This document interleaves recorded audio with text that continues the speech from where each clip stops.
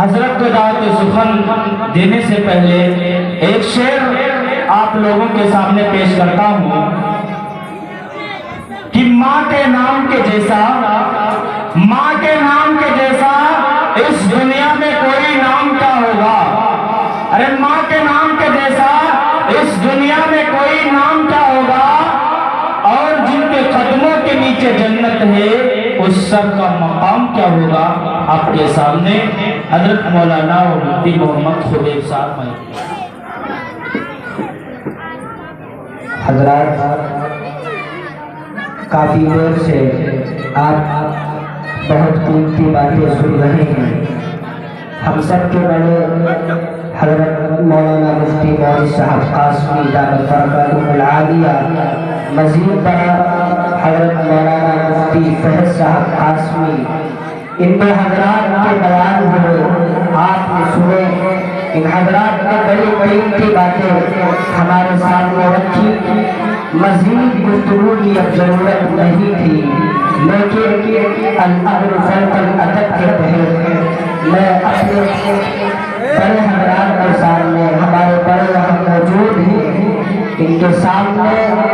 کچھ باتیں آپ کے سامنے پیش کرنے کی جرأت و جسارت کر رہا ہوں. اللہ سے دعا کرتا ہوں اللہ صحیح اور سچی بات کہنے کی مجھے توفیق نصیب فرمائے.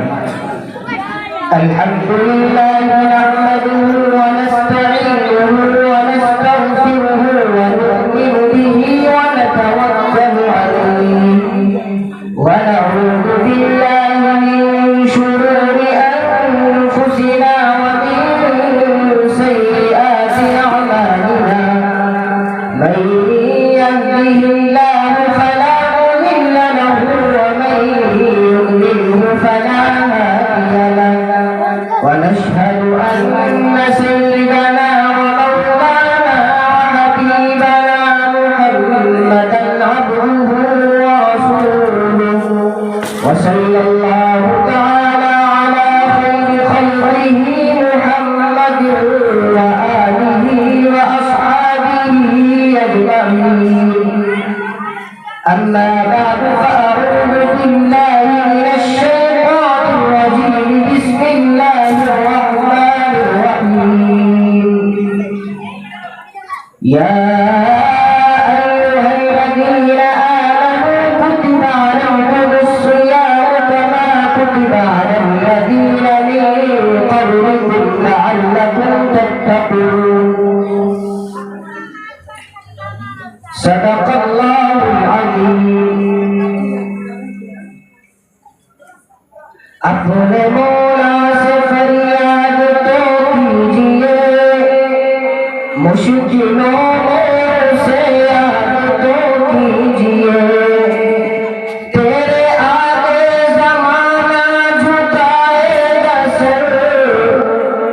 تیرے آگے زمانہ جھکائے گا سر. مسجد پہلے آباد تو کیجیے، سچ کی پہچان بن ترجیح ہو تو صحیح، حق کی آواز بن ترجیح ہو تو صحیح. تیرے آگے زمانہ جھکائے گا سر،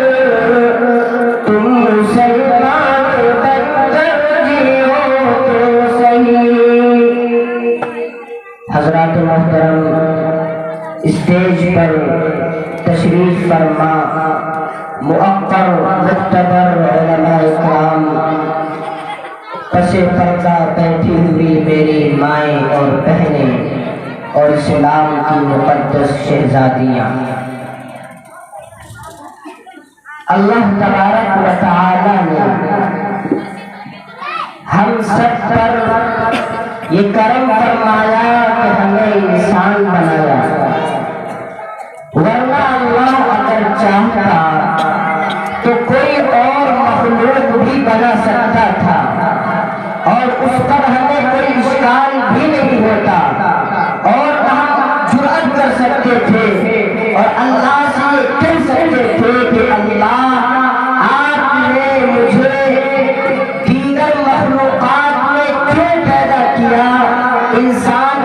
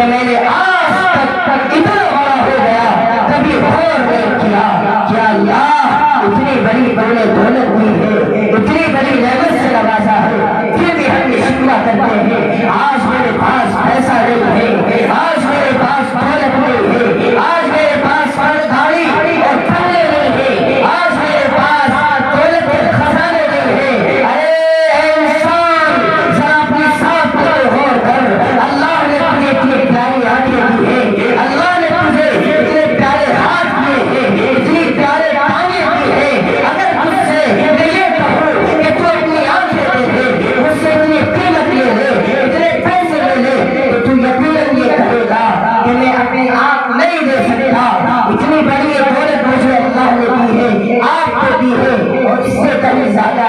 بڑھ کر اللہ نے مجھے اور آپ کو ایمان کی دولت سے نوازا۔ حضرات محترم، اس نعمت کی قدر کرو، اس نعمت کا احساس پیدا کرو، اس لیے کہ اللہ کا قانون یہ ہے لئن شکرتم لأزیدنکم ولئن کفرتم ان عذابی لشدید، کہ اے میرے بندو سنو، اے میری بندیوں سنو، کان کھول کر سنو، اپنے دل کے خانوں میں میرا یہ قانون بٹھا لو،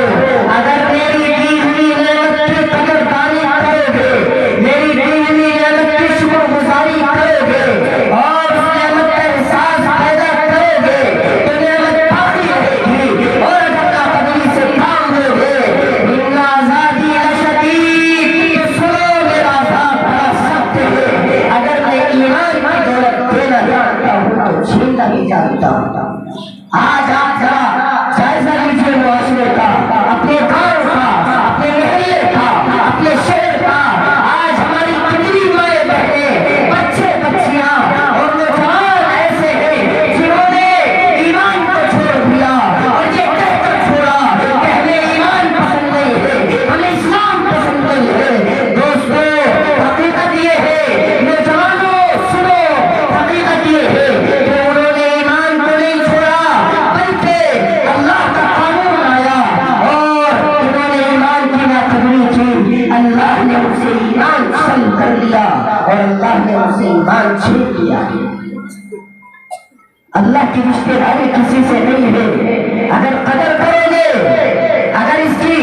شکر گزاری کرو گے تو نعمت باقی رہے گی، ورنہ اللہ رب العزت جس طریقے سے اس نعمت کو دینا جانتے ہیں تو چھیننا بھی جانتے ہیں۔ سامعین محترم اور پس پردہ بیٹھی ہوئی میری مائیں بہنیں، کان کھول کر سنو، اللہ کے نبی صلی اللہ علیہ وسلم کا یہ فرمان اپنے دلوں میں بٹھا لو اور کان کے پردے کھولو، سنو۔ اللہ کے نبی نے فرمایا تھا ایک زمانہ وہ آنے والا ہے،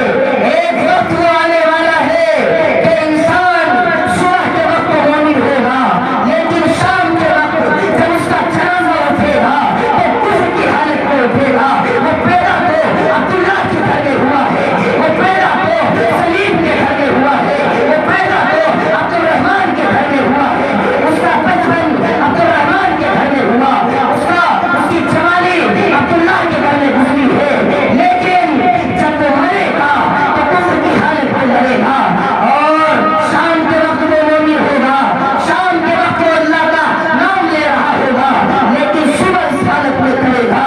کہ اس کے دل سے ایمان چھین لیا جائے گا، اس کے دل سے ایمان کی نعمت سلب کر لی جائے گی۔ صحابہ نے سوال کیا اے اللہ کے نبی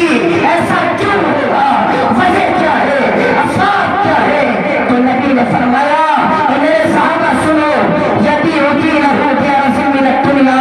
وہ انسان وہ ہوں گے جن سے ایمان چھینا جائے گا، وہ لوگ وہ ہوں گے جن سے ایمان سلب کیا جائے گا، جنہوں نے دنیا کی تو قدر کی، جنہوں نے مال دولت کی تو عظمت کی، جنہوں نے پیسے کو قیمتی سمجھا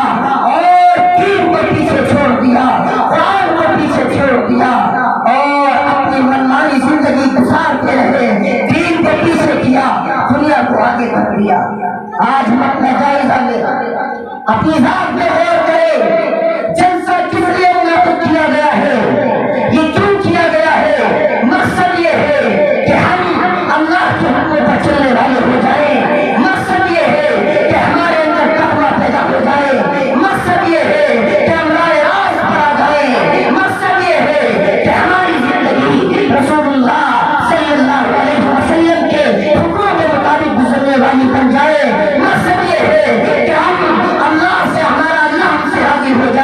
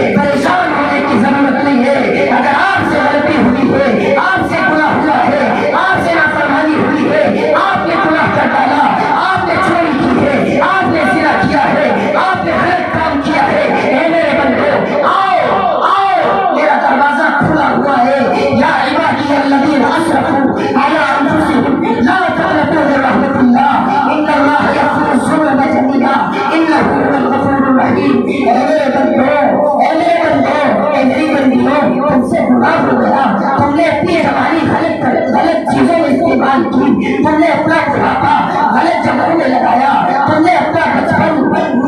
گزار دیا، غفلت میں پڑے رہے۔ اے میرے بندو، آؤ آؤ، میرا دروازہ کھلا ہے، میرے سامنے ہاتھ تو پھیلاؤ، ایک آنسو کا قطرہ بہا دو، پوری زندگی کے گناہ معاف کر دوں گا۔ میں یہ نہیں تم سے کہوں گا اب کیوں آئے ہو، تم نے بہت تعریف کر دی، نا نا،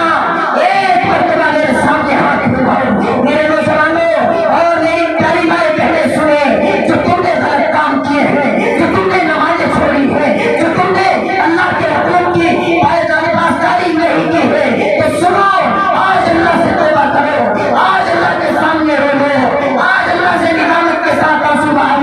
اے اللہ، ہم اس بڑے محفل میں، اس بڑی محفل میں، اس بڑے مجمع میں آپ سے توبہ کرتے ہیں۔ اے اللہ ہمیں معاف فرما دے، اب گناہوں کی زندگی نہیں گزاریں گے، اب نمازیں نہیں چھوڑیں گے، اب زکات اگر فرض ہے زکات دیں گے، حج فرض ہے حج ادا کریں گے، یہ آنکھ غلط نہیں دیکھے گی، یہ کان غلط نہیں سنیں گے، اور یہ قدم غلط جگہ نہیں جائیں گے، اور یہ ہاتھ غلط استعمال نہیں ہوں گے۔ اللہ سے توبہ کرے، یقیناً اللہ ان اللہ یغفر الذنوب جميعا، اللہ نے معاف ضرور کرے گا۔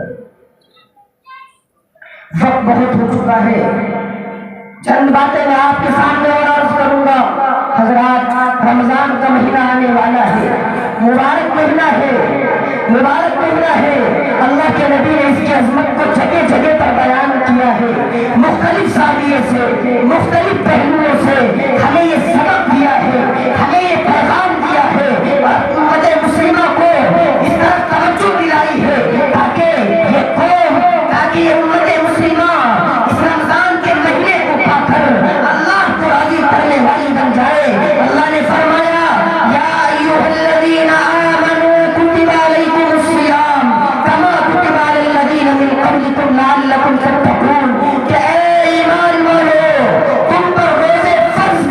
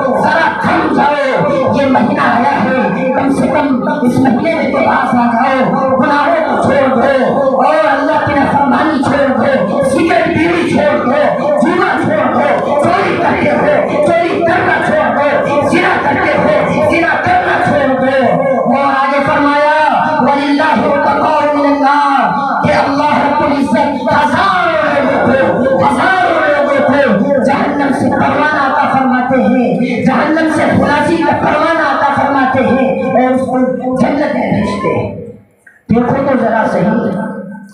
کتنا کتنا پاکیزہ اور مقدس مہینہ ہے، کتنی عظمت والا مہینہ ہے، کتنا بابرکت مہینہ ہے۔ ایک حدیث میں اللہ کے نبی نے فرمایا الصوم لی وانا اجزی بہ، کہ روزہ تو میرے لیے ہے اور اس کا بدلہ کل قیامت کے دن میں دوں گا۔ اب سوال ہوتا ہے کہ تمام عبادات اللہ ہی کے لیے ہوتی ہیں، زکوٰۃ اللہ کے لیے دی جاتی ہے، حج اللہ کے لیے کیا جاتا ہے، نمازیں اللہ کے لیے پڑھی جاتی ہیں، لیکن اللہ نے کبھی نہیں یہ فرمایا کہ میں اس کا بدلہ دوں گا۔ لیکن روزے میں جب باری آئی تو اللہ نے فرمایا، حدیث قدسی ہے، علماء بیٹھے ہیں آپ کو بتائیں گے، اللہ کے نبی نے فرمایا الصوم لی وانا اجزی بہ، کہ اللہ فرما رہے ہیں کہ اے میرے سنو، اے میرے بندو سنو، جب مہینہ رمضان کا ہے تو رمضان کی قدر کر لینا، جب مہینہ رمضان کا آیا روزے رکھ لینا، اگر تمہیں پریشانی آئے پریشانی اٹھا لینا، حالات آئے برداشت کر لینا۔ ارے ذرا دیکھو تو صحیح تمہارے نبی پر کتنے حالات آئے ہیں، تمہارے نبی کو کتنا پریشان کیا گیا ہے۔ میرے پیارا نبی جنگ عہد میں ہے تب بھی روزہ رکھ رہا ہے، جنگ میں ہے تب بھی روزہ رکھ رہا ہے، لڑائی چل رہی ہے، ہمارے صحابہ ہمارے پیارے صحابہ روزہ رکھ رہے ہیں۔ اس لیے نوجوانوں روزے آنے والے ہیں، روزے رکھ لینا، پریشانی آئے برداشت کر لینا۔ اللہ کے نبی نے فرمایا الصوم لی وانا اجزی بہ، کہ روزہ میرے لیے ہے اور اس کا بدلہ میں خود دوں گا، کسی فرشتے کا واسطہ نہیں ہوگا، کسی فرشتے کا واسطہ نہیں ہوگا۔ حضرت تھانوی نے لکھا ہے کہ دیش میں کوئی فرشتہ خائن نہیں ہوگا، اس کا اللہ خود بدلہ دیں گے۔ آپ ذرا اندازہ لگائیے کہ کسی اسٹیج پر کسی پروگرام میں اگر پردھان منتری ملک کا وزیر اعظم اگر آپ کو کوئی احوال دے، آپ کے دل پاک پاک ہو جائے گا، آپ کے چرچے ہوں گے، لیکن یاد کرو میدان محشر میں جب اللہ آپ کو خود اپنے دست اقدس سے بدلہ دے گا تو کیا منظر ہوگا۔ میرے پیارے نوجوانوں، میرے پیاری مائیں بہنیں سنو، اللہ کے نبی صلی اللہ علیہ وسلم نے فرمایا کل قیامت کا میدان ہوگا، کوئی کسی کا پرسان حال نہیں ہوگا۔ ہم کیا سمجھتے ہیں یہ بچے ہمارے، یہ ہماری اولاد، یہ ہمارے رشتے دار، یہ ہمارے دوست و احباب جن کی ایک آواز پر ہم چلے پھرتے ہیں، جن کے ایک آواز پر راتوں کی نیند قربان کر دیتے ہیں، جن کے پیچھے اور جن کی پرورش میں جن کی خوشحالی کے لیے ہم جان کو جان نہیں سمجھتے، مال کو